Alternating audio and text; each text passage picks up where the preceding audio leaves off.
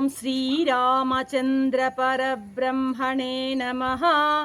శ్రీ గురుభ్యో నమః. శ్రీమాత్రే నమః.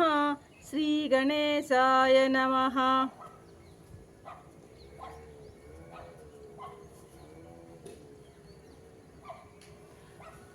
ప్రియాత్మ బంధువులారా, యోగ వాసిష్టం వైరాగ్య ప్రకరణం 33వ భాగం కిందటి ఎపిసోడ్లో శ్రీరామచంద్రమూర్తి పరమాత్మను కాలస్వరూపునిగా వివరించి విశ్లేషించడం జరిగిందనమాట. ఈ ఎపిసోడ్లో ఆ మహాకాలునికి ఉపాధిభూతుడైనటువంటి ఖండకాలుని గురించి చెప్పబోతున్నాడు శ్రీరామచంద్రమూర్తి. మామూలుగా యోగ వాసిష్టం అనేది అసామాన్యమైనటువంటి గ్రంథం. ఇందులో ప్రతి శ్లోకం ఒక మిస్టిక్ ఎక్స్ప్రెషన్ని అందులో ఇంబైబ్ చేసుకుంటుంది. అంటే అది అంత పైకి కనిపించేటువంటి అర్థాలు ఎంత తవ్వుతూ పోతే అన్ని పొరలుగా అర్థాలు దాంట్లో వచ్చేటువంటి అవకాశం ఉన్నటువంటి గొప్ప గ్రంథం యోగ వాసిష్టం. ఇక్కడ కాబట్టి మనకి సరే అది అలా ఉంచితే, ఈ ఖండకాలుడు అన్నాం కదా. ఇక్కడ ఖండకాలుడు అంటే ఎవరంటే, మన పురాణాల్లో యముడు అన్న పేరుతో అష్టదిక్పాలకులు ఉన్నారు కదా. అష్టదిక్పాలకుల్లో యముడు, యమధర్మరాజు అంటామే. ఆ యమధర్మరాజునే ఇక్కడ ఖండకాలుడు అని చెప్పడం జరిగిందనమాట. ఇప్పుడు ఈ ఖండకాలుడే లోకాలని సృష్టించడం, సంహరించడం చేస్తుంటారు. అయితే వేదజ్ఞులు ఈ స్వరూపాన్ని ఏమని పిలిచారంటే కృతాంతుడు అని పేరు పెట్టారన్నమాట. దీనికి, ఈ ఖండకాలునికే వేదంలో కృతాంతుడు అనేటువంటి పేరు ఉందన్నమాట. మరి ఈ కృతాంతుడి యొక్క కర్తవ్యం ఏంటి, ఏం పని చేస్తాడంటే, ఈయన జీవుల యొక్క కర్మఫలాలన్నింటినీ జీవులు చేసుకున్నటువంటి కర్మఫలాలను అనుసరించి, వాళ్ళకి కర్మలను అనుసరించి వారి కర్మఫలాలని ఇస్తూ ఉంటారనమాట. ఈ కృతాంతుని పని ఇది, కర్మఫల ప్రదాత అనమాట. కాబట్టి అది తప్ప ఇతనికి మరొక రూపం కానీ అభిలాష కానీ ఏమీ ఉండవు అని ఇక్కడ స్వామి చెప్తున్నాడు అనమాట. సరే, ఇక్కడ ఎండ ఎలాగైతే మంచును నాశనం చేస్తుందో, అలాగా ఈ కృతాంతుడు పేలవమైనటువంటి ఆ ప్రాణి కోట్లను నశింపజేస్తూ ఉండడమే ఈ కృతాంతుని యొక్క ముఖ్య కర్తవ్యం అన్నమాట. మన కనిపించేటువంటి ఈ విశాలమైనటువంటి జగత్తంతా కూడాను ఈ కృతాంతునికి ఒక నర్తనశాల. ఇందులో ఎప్పుడు అతను వికట తాండవం చేస్తూ ఉంటాడట. రామచంద్రుడు చెప్తున్నాడు, మునీంద్ర, ఇతను గొప్ప అనురక్తుడుగా కనిపిస్తున్నాడే, ఈ కృతాంతునికి నియత అనేటువంటి కాంతపై వల్లమాలినటువంటి అభిమానం ఉందయ్యా, మోహం ఉంది అంటున్నాడు అనమాట. ఎవరా నియతి అనే కాంత? ఫేట్ అనమాట. మనం అంటామే డెస్టినీ, విధి అంటామే. దానికి మరో పేరు నియతి అనమాట. నియతి అంటే భలే ఇష్టమట ఈ కృతాంతునికి. మహాత్మా, ఈ కృతాంతుని యొక్క స్వరూపం ఎలా ఉంటుందో తెలుసా? నేను కొద్దిగా వర్ణిస్తాను కృతాంతుని యొక్క స్వరూపాన్ని, ఒకసారి వినండి అంటూ ఆ కృతాంతుని స్వరూపాన్ని వర్ణన చేస్తున్నారు శ్రీరామచంద్రమూర్తి.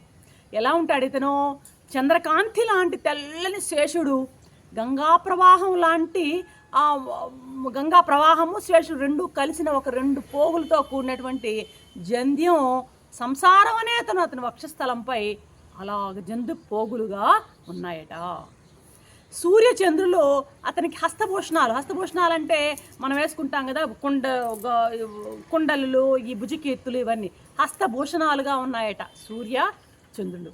మేరు పర్వతం అతనికి లీలా కమలం అట, ఆడుకునేటువంటి ఆ కమలం లాంటిదట. నక్షత్రాలనేటువంటి బుట్టాలతో, మేఘాలనేటువంటి అంచులతో కూడినటువంటి ప్రళయకాల మహాజలంతో ఉతకబడినటువంటి అనంత ఆకాశమే అతని వస్త్రము అని వర్ణిస్తున్నారు ఇక్కడ మహర్షుల వారు. ఇటువంటి కృతాంతుడు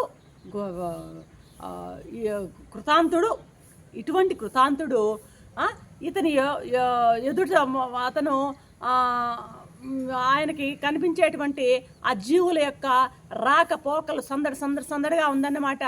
ఈ రాకపోకలతో సందడిగా ఉన్నటువంటి ఈ జగత్తు అనేటువంటి రంగస్థలంలో అతడు తన ఇష్ట సఖి అయినటువంటి ఆ కాంత ఎవరు నియతి, ఆ ఫేట్, డెస్టినీతో ఈయన జగత్తు రంజింపజేసేటువంటి ఒక నృత్యం చేస్తూ ఉంటాడనమాట. ఈ తల్లి ఎలా ఉందంటే లోకాలన్నీ కూడాను ఆమెకు ఆభరణాలట. పాతాళం వరకు వ్యాపించి ఉన్నటువంటి నీలాకాశము ఆమె కేశపాశాలుగా ఇక్కడ వర్ణించబడింది.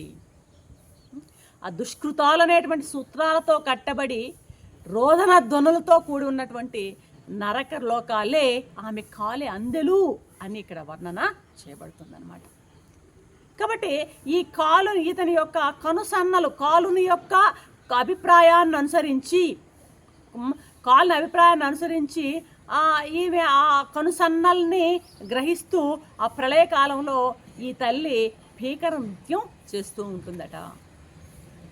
ఆ నీతితో పాటు ఆ నర్తనశాలలో నృత్యం చేస్తున్నటువంటి కృతాంతుడి ఎలా ఉందంటే ఇతను చుక్కలతో వెన్నెలతో అలంకరింపబడినటువంటి గగనమే ఇతనికి ఒక శిఖాపించంలాగా అలరారుతూ ఉన్నట్టుగా ఇక్కడ చెప్పబడుతుంది. ఇటువంటి కృతాంతుడు కల్పం అంతమైన సమయంలో ఆ తాండవం ముగియగానే అతను విశ్రాంతి తీసుకుంటాడు అని చెప్పబడుతుంది. మళ్ళీ ప్రళయం తర్వాత మళ్ళీ ఈ కాలుడు, ఈశ్వరుడు అంటాం కదా, సృష్టి చేసేటువంటి ఆ కాలుడు మళ్ళీ బ్రహ్మాదులతో కూడి ఆ జగత్తుని సృష్టి చేస్తాడు.